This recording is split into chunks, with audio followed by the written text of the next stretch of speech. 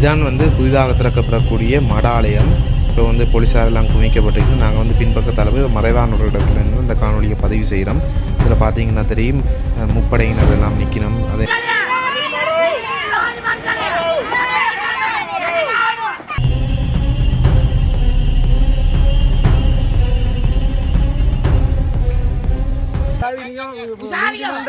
நீதிமன்ற கட்டளை இப்படி இருந்து ஆர்ப்பாட்டம் பண்ண சொல்லி இல்லை.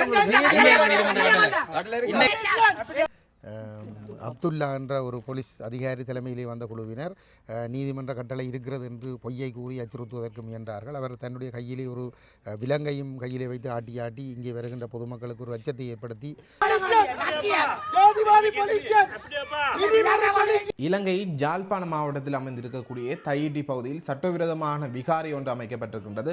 அந்த விகாரையினை அகற்றுமாறு கோரி அந்த விகாரை அமையப்பட்டிருக்கக்கூடிய காணியுடைய உரிமையாளர்கள் மற்றும் பொதுமக்கள் உட்பட பல வருடங்களாக போராட்டத்தை மேற்கொண்டு வருகிறார்கள். இந்நிலையில் இன்றைய தினம் அந்த விகாரைக்குள் ஒரு சட்டவிரோதமான கட்டடம் ஒன்று திறந்து வைக்கப்பட இருக்கின்றது. தையிட்டி விகாரைக்குரிய மடாலயமானது இன்றைய தினம் போலீஸ் மற்றும் முப்படைகளினுடைய பாதுகாப்பில் உயர் அதிகாரிகளுடைய பங்களிப்போடு இந்த கட்டடமானது திறந்து வைக்கப்படுகின்றது. விகாரையினுடைய மடாலயமாகவே இந்த கட்டடம் காணப்படுகின்றது. இதற்கு எதிர்ப்பு தெரிவிக்கும் முகமாக இன்றைய தினம் பொதுமக்கள் ஆர்ப்பாட்டத்தில் ஈடுபட்டிருக்கிறார்கள். அவர்களை அச்சுறுத்தும் வகையிலே போலீசார் செய்யப்பட்டிருக்கிறார்கள்.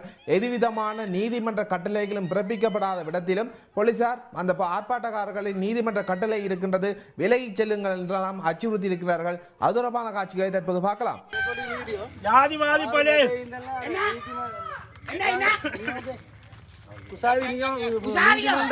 நீதிமன்ற கட்டளை இப்படி இருந்து ஆர்ப்பாட்டம் பண்ண சொல்லி இல்லை.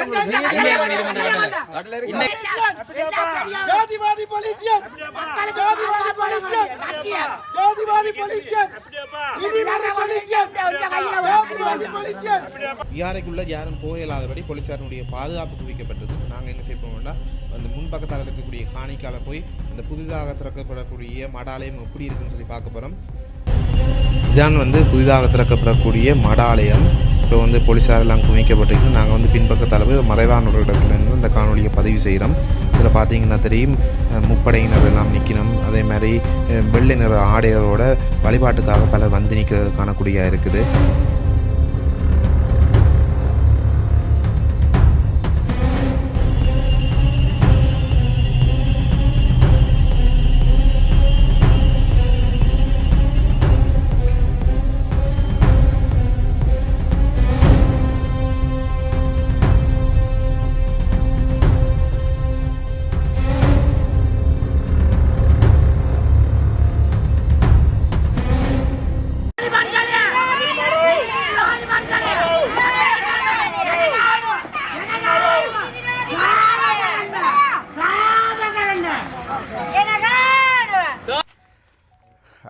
இன்றைய தினம் மார்ச் மாதம் 23ஆம் தேதி தையிட்டி சட்டவிரோத விகாரைக்கு முன்பாக ஒரு போராட்டம் ஒன்றை நாங்கள் நடாத்தியிருக்கின்றோம். காணி உரிமையாளர்களுடைய வேண்டுகோளின் அடிப்படையிலே அவர்களுக்கு கிடைத்த தகவல்களின்படி தையிட்டி விகாரை அமைந்திருக்கின்ற பகுதிக்குள்ளே மேலும் ஒரு சட்டவிரோத கட்டுமொன்றை அவர்கள் கட்டி அதனை பூர்த்தி செய்து அதனை திறக்கின்ற ஒரு நிகழ்வு ஒன்று இடம்பெறப் போவதாக காணி உரிமையாளர்களுக்கு தகவல் கிடைத்திருந்தது. அதுபோன்ற செய்திகளும் ஊடகங்களிலே வெளிவந்திருந்தது. அந்த அடிப்படையிலே இன்று அந்த சட்டவிரோத அந்த புதிய கட்டடத்தை திறப்பதற்கு எதிர்ப்பு தெரிவித்து இந்த போராட்டம் இன்று இங்கே நடாத்தப்பட்டிருக்கின்றது. இந்த கட்டடம் தொடர்பாக கடந்த வருடம் 24ஆம் ஆண்டு மே மாதம் 30ஆம் தேதி யாழ்ப்பாணம் மாவட்ட ஒருங்கிணைப்பு குழு கூட்டத்திலே பதில் அரசாங்க அதிபர் பிரதீபன் அவர்களுடைய தலைமையிலே நடைபெற்ற அபிவிருத்தி குழு கூட்டத்திலே இவ்வாறான ஒரு கட்டடம் அமைக்கப்படுவது தொடர்பாக நாங்கள் கேள்வி எழுப்பியிருந்தோம். அந்த சந்தர்ப்பத்தில் அரசாங்க அதிபர் அவ்வாறு அப்படியான கட்டுமானங்கள் எதுவும் இல்லை என்று சொல்லியிருந்தார். இருந்தாலும் நாங்கள் அழுத்தம் திருத்தமாக எங்களுக்கு கிடைத்த தகவல்களின்படி அந்த கட்டுமானங்கள் நடைபெறுகிறது என்பதை உறுதியாக சொல்லியிருந்தோம். அது தொடர்பாக நாங்கள் நேரிலே பார்வையிட்டு நடவடிக்கை எடுப்பதாக அரசாங்க அதிபர் தெரிவித்திருந்தார். ஆனால் அந்த கட்டடம் தொடர்ச்சியாக கட்டப்பட்டு இப்பொழுது திறப்பு விழா செய்யப்பட்டிருக்கின்றது. இன்று வடமாகாண பிரதி பொலிஸ் மா அதிபர் இந்த கட்டடத்தை திறந்து வைத்திருப்பதாக அறியக்கூடியதாக இருக்கின்றது. இந்த சம்பவத்தை நாங்கள் மிகவும் வன்மையாக கண்டிக்கின்றோம்.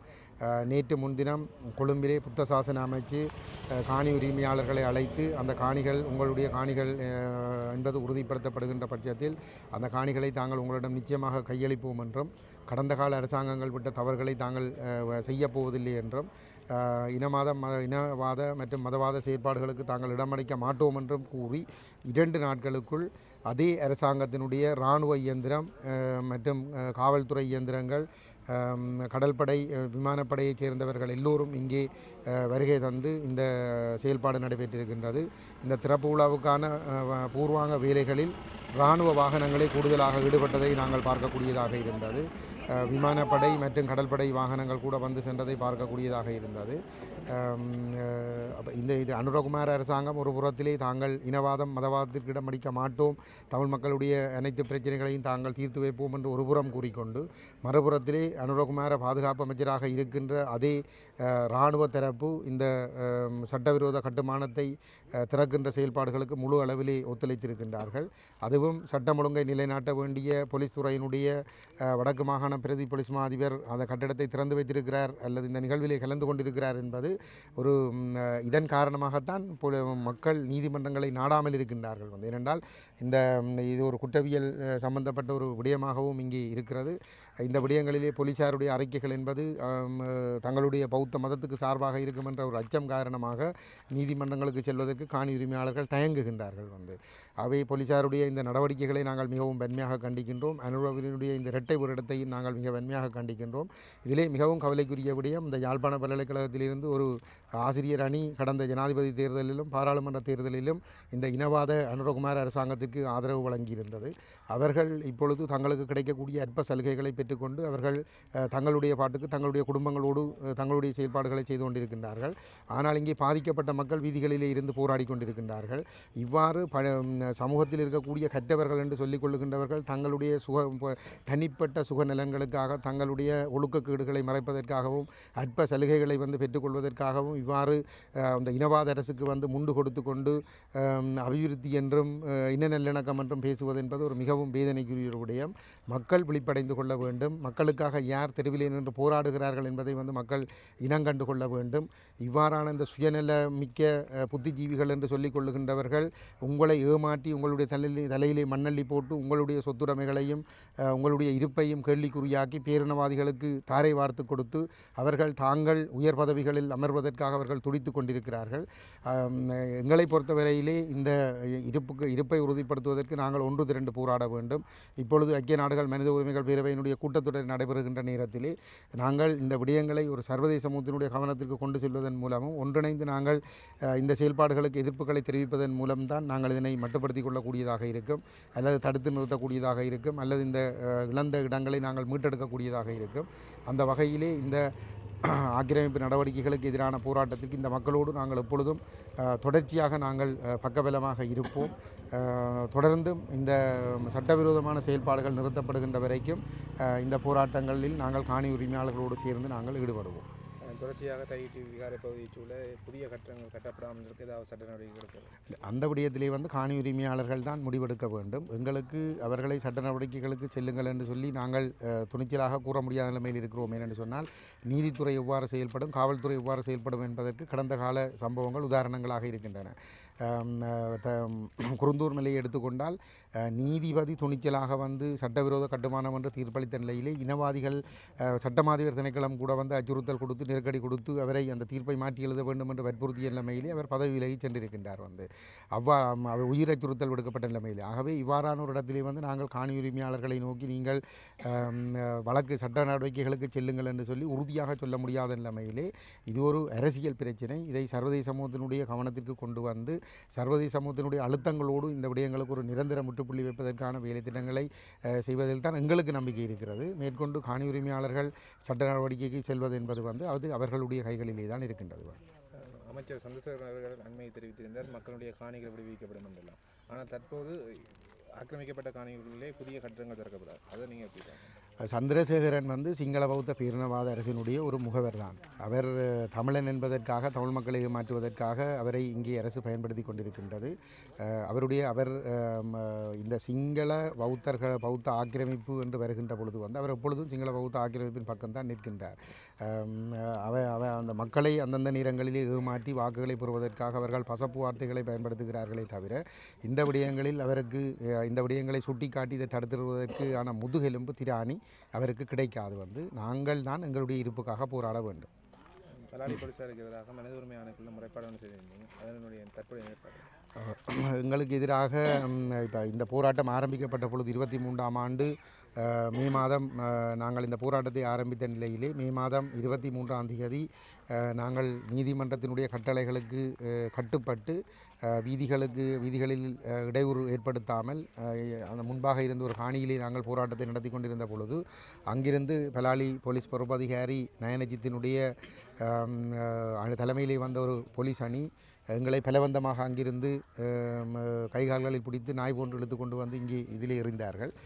பெண்களை கூட தாக்கியிருந்தார்கள். எங்களுடைய வாசு அக்காவை வந்து ஆண் போலீஸார் இழுத்து ஜீப்பில் ஏற்ற முற்பட்டார்கள். பின்னர் தடியால் கூட தாக்கியிருந்தார்கள். அதனை விட கோபி மற்றும் சுதா ஆகியவர்களை வந்து கைது செய்திருந்தார்கள். அவ்வாறு காலையிலே அங்கிருந்து எங்களை விரட்டி கொண்டு வந்து இந்த காணியிலே எங்களை விட்டிருந்த நிலைமையில் நாங்கள் இந்த காணியில் இருந்து போராட்டம் நடத்தி கொண்டிருந்த பொழுது ஒரு நண்பகல் 12 மணி அளவிலே வந்த போலீஸார் இந்த இடத்தில் வைத்தும் இந்த ஆர்ப்பாட்டக்காரர்களை கலந்து செல்லுமாறு அச்சுறுத்தினார்கள். நாங்கள் எங்களுடைய நியாயங்களை கூற முற்பட்ட பொழுது வந்து எங்களை கைது செய்தார்கள். அப்பொழுது நான் ஒரு நாடாளுமன்ற உறுப்பினராக இருந்த போதும் என்னை பலவந்தமாக தூக்கி சென்று ஜீப்பில் ஏற்றுவதற்கு முற்பட்டார்கள். ஆனால் இறுதி நேரத்தில் என்னை விட்டுவிட்டார்கள். ஆனால் ஏனையவர்களை அதிலே குறிப்பாக எங்களுடைய அந்த சம்பவம் நடைபெற்று கொண்டிருந்த பொழுது எங்களுடைய சட்டத்தரணி சுகாஸ் அவர்களுக்கு நாங்கள் தகவல் தெரிவித்திருந்தோம். அவர் மல்லாக நீதிமன்றத்தில் இருந்து உடனடியாக புறப்பட்டு இந்த இடத்திற்கு வந்து போலீசாருக்கு அந்த சட்ட ரீதியாக எங்களுக்கு இருக்கக்கூடிய உரிமைகளை தெளிவுபடுத்த முற்பட்ட நிலைமையிலே பலாலிசி பொறுப்பதிகாரி ஒரு இனவரை பிடித்த ஒருவராக எங்களுடைய கருத்துக்கள் இதையும் செவிமடுக்காமல் சட்டத்தரணியினுடைய கருத்துக்களையும் செவிமடுக்காமல் அவரையும் கைது செய்து வாகனத்தில் ஏற்றினார்கள். 8 பேரை அதிலே மொத்தமாக கைது செய்திருந்தார்கள். அந்த கைது நடவடிக்கை என்பது இந்த முற்று முழுதாக ஒரு ஜனநாயக விரோத செயல்பாடு. அதற்கு எதிராக நாங்கள் மனித உரிமையான குழுவிலே ஒரு முறைப்பாட்டை கொடுத்திருந்தோம். அந்த முறைப்பாடு கிடப்பிலே போடப்பட்டிருந்தது. இந்த கடந்த இந்த வரவு செலவு திட்டம் ஆரம்பிக்கப்பட்ட நிலையிலே இந்த மனித உரிமைகள் தொடர்பான அந்த தலைப்பின் கீழ் நடைபெற்ற விவாதம் ஒன்றிலே எங்களுடைய தலைவர் கஜேந்திரகுமார் பொன்னம்பலம் அவர்கள் இந்த மனித உரிமை ஆணைக்குழுவுக்கு கொடுத்த முறைப்பாடுகள் அனைத்தும் கிடப்பில் இருக்கின்றன. மனித உரிமைகள் ஆணைக்குழுவும் ஏமாற்றுகிறது என்கின்ற ஒரு விடயத்தை காட்டமாக வந்து விமர்சித்த நிலைமையிலே தான் இந்த ஐநா மனித உரிமைகள் கூட்டத்தொடர் நடைபெறுகின்ற நிலையிலே தவிர்க்க முடியாமல் கொழும்பு மனித உரிமைகள் ஆணைக்குழு அந்த விடயத்தை விசாரணைக்கு எடுத்து எங்களை அழைத்திருந்தது. பலாலி போலீசாரும் அங்கே வந்திருந்தார்கள். அங்கே அவர்கள் எங்களுடைய குற்றச்சாட்டுகளை வந்து ஒரு நேர்மையான ஒரு பதில்கள் இதனையும் வழங்கவில்லை. அவர்கள் சாட்டுப்போக்குகளை சொல்லுகின்ற ஒரு போக்கை தான் அங்கே வெளிப்படுத்தி இருந்தார்கள். நாங்கள் எங்களுடைய தரப்பு நியாயங்களை நாங்கள் தெளிவாக பதிவு செய்திருக்கிறோம். எங்களுடைய மேலும் சாட்சியங்களை சமர்ப்பிப்பதற்காக வருகின்ற மே மாதம் 15ஆம் தேதி எங்களுக்கு திகதி ஒன்று தரப்பட்டிருக்கின்றது. அதிலே நாங்கள் மேலதிக சாட்சிகளை வந்து நாங்கள் சமர்ப்பிப்பதற்கு இருக்கின்றோம். நீதிமன்ற கட்டளை வழங்கப்பட்டதா? போலீசார் இன்றைய தினம் நீதிமன்ற கட்டளைகள் எதுவும் வழங்கப்பட்டிருக்கவில்லை. இருந்தாலும் நாங்கள் சட்டத்திட்டங்களுக்கு அமைவாக நாங்கள் இந்த இடத்திலே இந்த போராட்டத்தில் நாங்கள் ஈடுபட்டு கொண்டிருக்கின்றோம். ஆனால் இந்த இடத்திற்கு வந்த போலீஸார் வந்து அந்த போலீஸாருக்கு என்ன பேர் அப்துல்லா என்ற ஒரு போலீஸ் அதிகாரி தலைமையிலே வந்த குழுவினர் நீதிமன்ற கட்டளை இருக்கிறது என்று பொய்யை கூறி அச்சுறுத்துவதற்கு முயன்றார்கள். அவர் தன்னுடைய கையிலே ஒரு விலங்கையும் கையிலே வைத்து ஆட்டி இங்கே வருகின்ற பொதுமக்களுக்கு ஒரு அச்சத்தை ஏற்படுத்தி இந்த ஆர்ப்பாட்டத்தை கலைப்பதற்கான முயற்சிகளிலே அவர்களுடைய செயற்பாடுகள் இருந்தது. இருந்தாலும் நாங்கள் சட்டத்திட்டங்களுக்கு அமைவாக நாங்கள் வீதியூரமாக நின்று இந்த சட்டவிரோதமாக இன்று நடைபெற இருந்த இந்த செயல்பாடுகளுக்கு எதிராக நாங்கள் இந்த எதிர்ப்புகளை காணி உரிமையாளர்களோடு சேர்ந்து வெளிப்படுத்தி இருக்கிறோம். வணக்கம், நான் இந்த காணி உரிமையாளர் ஒரு ஆள். இந்த போராட்டம் வந்து கடந்த 22 மாதமாக நடைபெற்று வந்த நிலையில் போன மாதத்துக்கு முதல் மாதம் உச்சம் பெற்று எல்லாரும் சகல அமைப்புகளும் இதுக்கு ஆதரவு வந்து ஒரு சமூக பிரச்சனை, பொதுமக்களோட பிரச்சனை அது மாற்றப்பட்டதுக்கு இணங்க அமைவாக அரசாங்கம் வந்து ஒரு இக்கட்டான நிலைமைக்கு தள்ளப்பட்டு எங்களை வந்து கதைப்பதற்கான சந்தர்ப்பம் ஒன்றை வழங்கியிருந்தார்கள். அதையொட்டி நாங்கள் 20ஆம் தேதி கொழும்பில் போய் பௌத்த சாசன அமைச்சரோட அவரோட கலந்துரையாடல் காணி உரிமையாளர்கள் மேற்கொள்ளப்பட்டது. அதில் வந்து அவர் சில விடயங்கள் சொன்னார். கடந்த காலத்தில் கடந்த அரசாங்கத்தில் அவங்க இருக்கும்போது தான் இது செய்யப்பட்ட விஷயம். நாங்கள் இதுக்கு ஒரு தீர்வு தருவோம் என்று சொல்லி ஒரு 100% நம்பிக்கை எங்களுக்கு ஏற்படுத்தி நாங்கள் வந்து 2 நாளாக இல்லை, அதுக்கிடையில் இந்த பில்டிங்கை ஒரு புது பில்டிங் ஒன்றை கட்டி ஒரு கட்டடத்தை அமைச்சு அதை திறந்திருக்கிறதுன்றது எங்களுக்கு மன வருத்தத்தையும் அவங்கள இருக்கிற நம்பிக்கையும் வந்து குறைச்சி கொண்டு போகுது ஒழிய இது வந்து அவங்க எப்படி ஒரு தீர்வு தரப்போகிறாங்கன்ற ஒரு திட்டத்தை வந்து தெளிவாக இன்னும் இதுவரைக்கும் தெரியாதுன்றது எங்களுக்கு மன வருத்தத்தை ஏற்படுத்தியிருக்காது. மற்ற நாங்கள் வந்து அவைக்கு சில விஷயம் தெரியாதுன்றதுக்குள்ள நாங்கள் அவைக்குரிய ஆதாரங்களை நாங்கள் கொடுத்துனாங்க.